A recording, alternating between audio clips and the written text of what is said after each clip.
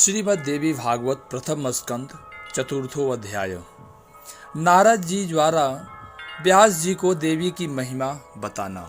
ऋषिगण बोले, हे सौम्य महर्षि व्यास की किस पत्नी से सुखदेव जी का उत्पन्न हुआ, उनका जन्म किस प्रकार हुआ, किस प्रकार से उन्होंने इस संहिता का सम्यक अध्ययन कर लिया। आपके द्वारा ही वे अयोनिज कहे गए हैं, तो फिर अरड़ी से उनकी उत्पत्ति कैसे हुई। हे महामते, इसमें हमें महान संशय हो रहा है, आप उसका समाधान करें। हम लोगों ने पहले ही सुना है कि पाप तपस्वी सुखदेव जी गर्भयोगी थे। ऐसी स्थिति में उन्होंने इतने विस्तृत पुराण श्रीमद् देवी भागवत का अध्ययन कैसे कर लिया। सूत जी बोले, प्राचीन काल में एक समय सत्यवती के पुत्र व्यास जी सरस्वती नदी के किनारे अपने आश्रम में गौरैया पक्षी का जोड़ा देखकर आश्चर्यचकित हो गए। अंडे से तत्काल पैदा हुए लाल मुख वाले सुंदर अंगों वाले एवं पंख रहित शिशु को घोंसले में ही छोड़कर वे दोनों उड़ गए और अत्यंत परिश्रम से चारा लाकर उस शिशु के चोंच में डालते हुए दोनों पक्षी अत्यंत आह्लाद युक्त होकर उस शिशु के अंगों को अपने अंगों से रगड़ते हुए प्रेम पूर्वक उसके सुंदर मुख को चूम रहे थे। व्यास जी उस शिशु में उन दोनों पक्षियों का ऐसा अद्भुत प्रेम देखकर चिंता में पड़ गए और मन ही मन सोचने लगे, यदि अपने पुत्र के प्रति पक्षियों में ऐसा प्रेम दिखाई दे रहा है तो अपनी सेवा का फल चाहने वाले मनुष्यों में ऐसा प्रेम व्यवहार होने में आश्चर्य ही क्या ये दोनों पक्षी इसका सुख साधन स्वरूप विवाह करके स्वयं सुखी रहते हुए इसकी वधू का सुंदर मुख देख पाएंगे? क्या इनकी वृद्धावस्था में यह धर्मनिष्ठ पुत्र पूर्ण प्राप्ति के लिए इन दोनों की सेवा करेगा? धन आदि अर्जित करके क्या यह अपने माता पिता को संतुष्ट रखेगा? और इनके मृत्यु के उपरांत क्या इनका विधि पूर्वक प्रेत कर्म करेगा? अथवा क्या गया तीर्थ जाकर यह बालक उनके श्राद्ध आदि कर्म करके उनका उद्धार करेगा तथा उनके परलोक साधन हेतु क्या वह विधि पूर्वक नीलोत्सर्ग नील वृषभ छोड़ने का कर्म करेगा? पुत्र के शरीर का आलिंगन और विशेष रूप से उसका लालन पालन इस संसार में सभी सुखों में उत्तम सुख कहा गया है। पुत्र रहित मनुष्य की न तो सद्गति होती है और न तो उसे स्वर्ग की प्राप्ति होती है। अतः परलोक साधन के लिए पुत्र से बढ़कर अन्य कोई उपाय नहीं है। मनु आदि ऋषियों ने भी धर्मशास्त्रों में कहा है कि पुत्रवान मनुष्य स्वर्ग प्राप्त करता है और पुत्रहीन व्यक्ति को स्वर्ग प्राप्ति कभी भी नहीं होती। इस बात में अनुमान की कोई आवश्यकता ही नहीं है, अपितु यह प्रत्यक्ष रूप में भी देखा जाता है। साथ ही यह वेद स्मृति आदि का भी सनातन वचन है कि पुत्रवान मनुष्य पापों से मुक्त हो जाता है। रोगावस्था में तथा मरण काल में भूमि सैया पर पड़ा हुआ संतानहीन प्राणी दुखित होकर अपने मन में विचार करता है कि मेरे घर में पर्याप्त धन है, अनेक प्रकार के पात्र हैं तथा मेरा यह भवन भी अत्यंत सुंदर है, किंतु अब इन सब का स्वामी कौन होगा?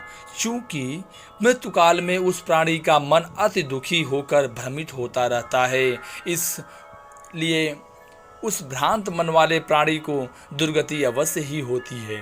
इस प्रकार अनेकानेक चिंतन करके और बार बार लंबी तथा गर्म सांसें लेकर सत्यवती पुत्र व्यास जी का मन अत्यंत खिन्न हो गया। इसके बाद मन में बहुत सोच विचार करके अंततः दृढ़ निश्चय करके वे तपस्या के लिए मेरु पर्वत पर चले गए।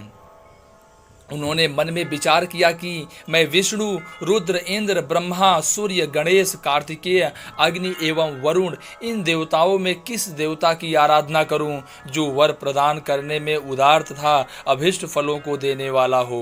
इस प्रकार व्यास जी विचार कर ही रहे थे कि उसी समय संयोगवश मुनि श्रेष्ठ नारद जी हाथों में वीणा धारण किए हुए वहां आ गए। उन्हें देखकर सत्यवती पुत्र व्यास जी अत्यंत प्रसन्न हुए और उन्होंने तथा आसन प्रदान करके उन मुनि से कुशल क्षेम पूछा। कुशल प्रश्न सुन लेने के पश्चात मुनिवर नारद जी ने पूछा, हे द्वैपायन, आप किस कारण से चिंताग्रस्त हैं, मुझे बताएं। व्यास जी बोले, संतानहीन व्यक्ति की सद्गति नहीं होती और कभी भी उसके मन में सुखानुभूति नहीं होती है।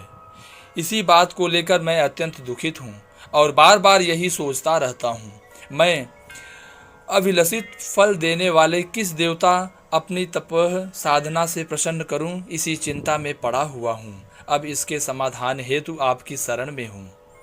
हे महर्षि, आप सब कुछ जानते हैं। हे कृपा सिंधु, आप मुझे शीघ्र ही बताएं कि मैं किस देवता की शरण में जाऊं जो प्रसन्न होकर मुझे पुत्र प्रदान कर दें। सूत जी बोले, व्यास जी के द्वारा इस प्रकार पूछे जाने पर वेदवेत्ता तथा महामना महर्षि नारद अत्यंत प्रेम पूर्वक कृष्ण द्वैपायन से कहने लगे। नारद जी बोले, हे पराशर तनय, हे महाभाग, आपके द्वारा जो प्रश्न यहाँ मुझसे पूछा गया है वैसा ही प्रश्न पूर्व काल में मेरे पिता ब्रह्मा जी ने मधुसूदन भगवान विष्णु से किया था। मेरे पिता ब्रह्मा जी कौस्तु भमड़ी की प्रभा से दीप्तिमान शंख चक्र गदा और पद्म धारण करने वाले, पीत वस्त्र धारण करने वाले, 4 भुजाओं वाले, श्री वत्स चिन्ह से विभूषित, वच्च स्थल वाले, सभी लोकों के कारण स्वरूप देवाधिदेव जगत गुरु जगदीश्वर वासुदेव देवेश जगतपति श्रीनाथ विष्णु को ध्यान में अवस्थित होकर कठोर तप करते हुए देखकर अत्यंत विस्मय में पड़ गए और उन्होंने पूछा। ब्रह्मा जी बोले, हे देवाधिदेव, हे जगन्नाथ, हे भूत भविष्य वर्तमान के स्वामी, आप किस लिए यह कठोर तपस्या कर रहे हैं? हे जनार्दन, आप किसके ध्यान में लीन हैं? देवेश, यह देखकर मैं परम विस्मय में पड़ गया हूँ कि समस्त विश्व का स्वामी होते हुए भी आप ऐसा ध्यान कर रहे हैं। भला इससे बढ़कर अन्य कौन सी विचित्र बात होगी? आपके नाभि कमल से प्रादुर्भाव होकर मैं संपूर्ण लोकों के कर्ता के रूप में अधिष्ठित हूँ। हे लक्ष्मीपते, आपसे भी श्रेष्ठतर कौन देवता है? उस देवता को मुझे बताइए। हे जगन्नाथ, मैं तो यही जानता हूँ कि आप ही आदि स्वरूप, सबके कारण, निर्माता, पालनकर्ता, संहारक तथा सभी कार्यों को संपादित करने वाले हैं। हे महाराज, आपकी इच्छा से ही मैं इस जगत के रचना कार्य में प्रवृत्त होता हूँ और सदा आपके ही आदेश से शंकर जी प्रलयावस्था में जगत का संहार करते हैं। हे ईश, आपकी आज्ञा से ही सूर्य आकाश में नियमित रूप से भ्रमण करता है, शुभ तथा अशुभ हवा चलती है, अग्नि ताप धारण करती है और मेघ वृष्टि करता है।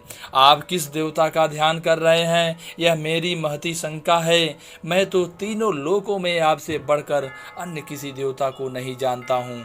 हे सुव्रत, मैं आपका भक्त हूँ, अतः कृपा करके अपनी तपस्या का रहस्य बताइए, क्योंकि यह सर्वविदित है कि महान लोग अपने भक्तों से कुछ भी गोपनीय नहीं रखते हैं। ब्रह्मा जी का वचन सुनकर भगवान विष्णु उनसे बोले, हे ब्राह्मण, आपको अपने मन की बात बताता हूँ, आप उसे एकाग्रचित होकर सुने। यद्यपि सभी देव दानव और मानव यही जानते हैं कि आप जगत की रचना, मैं जगत के पालक और शिव जी जगत के संहार के परम कारण हैं, तथापि वेद तत्वज्ञ विद्वान यह तर्कता करते हैं कि किसी शक्ति के द्वारा ही आप सृष्टि के कर्ता हैं। मैं भरता हूँ और शंकर जी हरता हैं। जगत की रचना के लिए आप में राजसी शक्ति विद्यमान है, मुझ में सात्विकी शक्ति स्थित है तथा शिव जी में तामसी शक्ति बताई गई है। उस शक्ति के न रहने पर आप न तो श्रेष्ठ रचना कर सकते हैं, न मैं पालन कार्य करने में समर्थ हो सकता हूँ और न तो शंकर संहार कर सकते हैं। हे विभो, हम सभी निरंतर उसी शक्ति के अधीन रहते हैं। हे सुव्रत, अब प्रत्यक्ष तथा परोक्ष से संबंधित दृष्टांत भी आप सुनिए। इसमें कोई संशय नहीं है कि मैं परतंत्र होकर शेष शैया पर शयन करता हूँ और उसी शक्ति के अधीन होकर समय पर काल का वशवर्ती होकर मैं शयन से उठता हूँ। उसी शक्ति का अवलंबन प्राप्त कर मैं सदा तपश्चरण करता रहता हूँ। मैं कभी लक्ष्मी के साथ सुखपूर्वक विहार करता हूँ और कभी दानवों के साथ अत्यंत भीषण शरीर को चूड़ कर देने वाला तथा लोगों को भयभीत कर देने वाला युद्ध भी करता हूँ। हे धर्मज्ञ, आप यह तो प्रत्यक्ष जानते हैं कि पूर्व समय में मेरे द्वारा उस महासिंधु में 5000 वर्षों तक भीषण बाहु युद्ध हुआ। बाहु युद्ध किया गया था। हे देव, कान की मैल से उत्पन्न अत्यंत दुष्ट, मदोन्मत्त तथा अहंकारी मधुकैटभ नामक दोनों दानवों का मैंने देवी की कृपा से ही संहार किया था। हे महाभाग, क्या आप उस समय पर कारण स्वरूपा महाशक्ति को नहीं जान पाए थे? अतः बार बार क्यों पूछ रहे हैं? उसी शक्ति की इच्छा से मैं परम पुरुष के रूप में महासागर में विचरण करता हूँ और विभिन्न युगों में कच्छप, वराह, नृसिंह तथा वामन के रूप में अवतरित होता रहता हूँ। तिर्यक योनि में उत्पन्न होना किसी के लिए भी प्रिय नहीं होता। मैं अपनी इच्छा से वामन, वराह आदि योनियों में उत्पन्न नहीं होता हूँ, अपितु इसमें उसी शक्ति की प्रेरणा की परम कारण है। भला ऐसा कौन होगा जो लक्ष्मी के साथ सुखदायक विहार का त्याग करके मत्स्यादि नीच योनियों में जन्म लेगा? यदि मैं स्वतंत्र होता तो सुखदायिनी सैया को छोड़कर गरुण रूपी आसन पर बैठकर महाभयंकर युद्ध क्यों करता? हे अज, प्राचीन काल में एक बार आपके समक्ष ही धनुष की प्रत्यंचा टूट जाने के कारण मेरा सिर छिन्न हो गया था। तब शिल्पकारों में श्रेष्ठ आपने फिर से मेरे धड़ पर घोड़े का सिर जोड़ दिया था। हे लोक निर्माता, उसी समय से मैं हयग्रीव नाम से लोक प्रसिद्ध हुआ। यह सब आपके कारण घटित हुआ था। यदि मैं स्वाधीन होता तो संसार में यह विडंबना कैसे होती? अतएव मैं स्वतंत्र नहीं हूँ, अपितु सर्वथा उसी शक्ति के अधीन हूँ। मैं निरंतर उसी शक्ति का ध्यान करता हूँ। हे कमलोद्भव, मैं इसके अतिरिक्त अन्य कुछ नहीं जानता। नारद जी बोले, व्यास जी, भगवान विष्णु ने ब्रह्मा से इस प्रकार कहा था। हे मुनिश्रेष्ठ, मेरे पिता ब्रह्मा जी ने वे सब बातें मुझसे कही थी। अतः आप भी कल्याणकारी पुत्र प्राप्ति के उद्देश्य से सर्वथा संशय रहित होकर अपने हृदय कमल में देवी भगवती के चरणामबिंद का ध्यान कीजिए। वे देवी आपके समस्त अभिलषित फलों को अवश्य प्रदान करेंगी। सूत जी बोले, नारद जी के ऐसा कहने पर सत्यवती पुत्र व्यास जी देवी के चरण बिंद में अपना ध्यान केंद्रित करते हुए तपश्चर्या हेतु पर्वत पर चले गए। जय माता दी।